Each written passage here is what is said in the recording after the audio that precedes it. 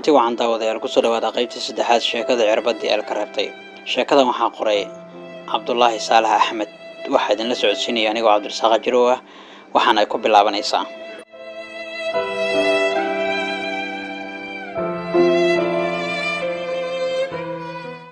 dhakhtarkii oo nagu soo socday ayaan ku yaacnay, wuxuu isku dayay inuu nadajiyo. hal mar baa la wada aamusay.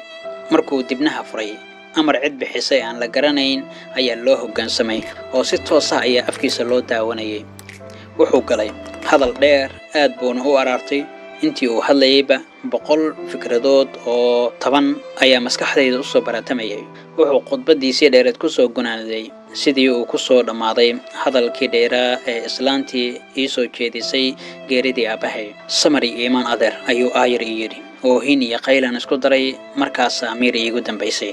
48 saacadood miirbeel ayaan ahaa sida markii dambe la ii sheegay. indhaha kolkaan kala qaaday waxaan arkay dad sariirtaan ku jiifay dhinac walba oo hin baan la sara kacay. way i qabteen dibna ii jiifiyeen. muddo ayaan ku sii jiray isbitaalkii, xaaladayduna hagaagsanayd. waxaa iigu murugo badnaa maalmihii dambe wuxuu ahaa anoo aan meydkii hooyo arag kuna sii samrin.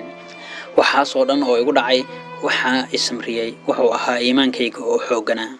si yar baan ula qabsaday cidladii. maalmo badanna keligay ayaa sii ooynayay. intaba darisku way ila jireen oo ay barbar taagnaayeen. isbitaalkii waan ka baxay. dardaaran buuse dhakhtarkii isii faray. igu soo noqo si aan xaalkaada uga warhayo ayuu igu sagootiyey. markii igu horreysay xaafaddii oon hooyo joogin ayaan iridda ka galay. alaabo yaryar ayaan ka soo qaatay si aan u tago xaafad dariska ah oo aan sanado badan saaxiib dhow ahayn. shay kasta oo xaafadda yaalla xusuus gaar ayuu i gelinayaa. maalmihii iftiinka badnaa ee noloshaydana dib buu ii xasuusinayaa. maadaa 3 qol meeraysan karaya ayaan is iri. waan ka soo baxay oo dib u gelistiisa niyadba uma aan ahayn. aadan waxaa laalay wixii la soo gudboonaaday taageero ayaa diyaar layla ahaa. muddo ayaa la i baxnaaninayay. intiina kumaanan noqon dhakhtarkii oo maxaan ka dooni bil iyo barba maad tegine. haddana waxa igu dhiirageliyaba waxaan subax u soo kicitimay dhankii isbitaalka. soo dhaweyn aad u wanaagsan ayaan kala kulmay.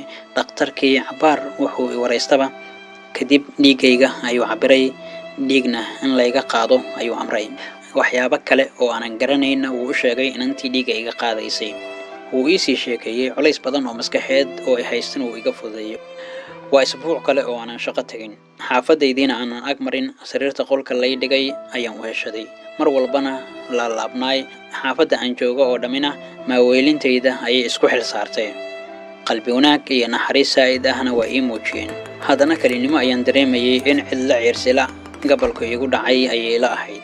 maqana jooga ayaan badanaa ahaa, iyadoo hadal lay wadana caalam kale ayaan tegi jiray. mar dambe ayaan ku habhabi jiray bartanka sheekada hayana iska oran jiray. saaka waxaan diyaar u ahay inaan booqdo isbitaalkii aan isbuucii hore ballanka ku lahaa. waan soo gaaray. soo dhaweyn aan tii hore ka yarayna waan kala kulmay. wuxuu iga waraystay xaalkayga.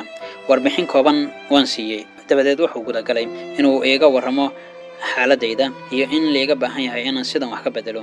miisaankaagu hoos ayuu u dhacay adeer ayuu igu yidhi. sidan naftaada ayaad ku waxyeelaynaysaa ayuu igu yidhi. tala bixin kale oo habnololeedkayga inaan wax ka bedela ah ayuu iisii raaciyey.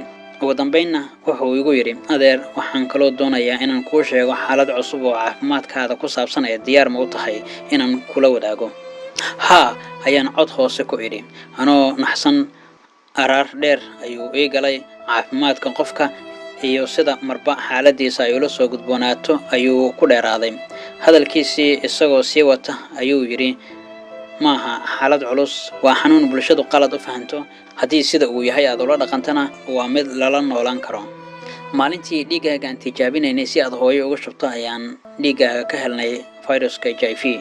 intaa markuu yidhi wixii ka dambeeyey aniga iima uusan wadin hadalka. miirkaygu ma joogin, mana maqnayn. ilimada ayaa iga socotay. waxaan hinraagga iyo dhugta wadnahayga ahayna ma maqlayn. kelmadda AIDS ayaa maskaxdayda ku soo dhacday. dabcan hore waan u maqlay, maantase waa si kale. maad iyo dad xun ayaan sawirayn jiray. maantase si ka duwan sidii hore ayaan uga fakarayaa. waxaan is weydiiyey xageed ka inkaaran tahay? waa maxay wax lagaa goynayo? labadaadii waalid ee adduunka ka eeganaysay weysay. ma maanta ayaa adna xanuunkii dunida ugu darnaa lagugu sheegay. Ayaan xumo weynaa ayaan nafsadayda ku canaantay. inkastoo su'aalo badan aan naftayda ku holcinaya, haddana dhakhtarku waana iyo wax sheeg ayuu ii waday. codkiisana ma maqlayn oo waa layla tagay. maalintaa anigoo sidii u ooyaya ayuu gaarigiisii igu soo qaaday, xaafadana i keenay. meel baan isduubay oohin waxaan ahayna waan iska waayay. mar la i weydiiyey sababta aan la ooynayana waxaan ku jawaaba ayaan garan waayay. siday macquul u tahay inaan ku idhaahdo dadka AIDS ayaa layga helay? macnaa ku dhaca waxaan isku dayayaa inaan been u sheego, kuna maaweeliyo hooyo geeradeedii ayaan soo xasuustay. niyadda ayay ii dejiyeen. dab aysan dareemi karayn ayaa salaabtayda ka shidan. walwal iyo walbahar ayaa ila soo gudboonaaday.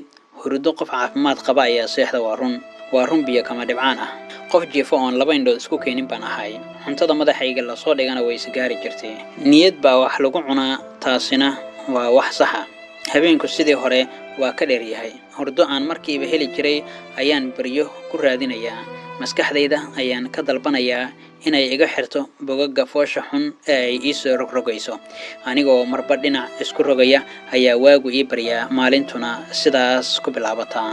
nafta isdhaafi ayaan dhowr goor ku fekeray. muran baa iga dhex xaloolsamay, rajana waan dhigay. su'aalaha aan ka ladi waayay waxaa ugu horreeyey, xaggee baad xanuunka ka qaaday? ma doonayo hanuun ogaan inaan dhinto. cidda keliya ee aan xogaha waafiga ah ka helayna waa isla ninkii ii sheegay mawdkayga. geesinimo ayaan iska baaray. subax hore dhakhtarkii ayaan ku kalahay si aan u soo waraysto, xaqiiqooyin qarsoonna daaha uga qaado. diyaar waxaan u ahay inaan ku soo nafiso, su'aalo badanna nafta aan kaga soo jaro. markaan soo gaarayba wuu ii soo dhaweeyey. markaanse diyaar uma ahi, quus baan taaganahay. waxaan weydiiyey kuna soo qadimay sideen xanuunkan ku qaaday. horay ayuu iigu sii fariistay isagoo leh, hagaag, dhowr siyaalood baa suuragal ah adeer. oo sidee ah baan ku celiyey. aamusnaan buu galay. xaas ma tihid soo mahan ayuu igu yidhi. maya ayaan idhi. aamus kale dabadeed, miyuu jiraa qof aad galmo wada samayseen ayuu iiga naxsaday. indho kulul ayaan ku egay. sidee buu ugu dhiiraday inuu naftayda su'aasha nacasnimada leh kula kaco? hooyaday suuban iyo tarbiyadeedii ma anaa meel kaga dhaca? af adka oo su'aal xuma ayaan niyadda iska idhi. awoodda aan jawaabtaa ku bixinayo inaanan lahayn ayaan xaqiiqsaday. maya ayaanan ku gaabsaday. wuu kacay. daqiiqado kooban ayuu qolkii ka baxay. markuu soo noqdayna wuxuu gudaha u galay sharaxaadda xanuunka iyo sida lagu kala qaado. in hooyadu ilmaha u gudbiso ayuu ii sheegay. galmada in lagu kala qaado ayuu ii sheegay. waxaa soo raaca ayuu yidhi dhiig lagugu shubo. wuxuu kaloo ii sheegay in qalabku sara ama cirbado kumuda laysuu gudbin karo. muddo ayaan kala aamusnayn oo qof walba uu islahay kan kala hadalka bilaabo. nafta ayaan howlgal dheer u diray, maskaxdana wax badan daaliyey. inta uu sheegayna mid aan u bambaxay hore waan ka xasuusan waayey. sug ayaan la soo booday. wuu naxay. maxaa dhacay ayuu yidhi. haa, cirbad ayaan idhi. ama kaag ayaa u sii kordhay.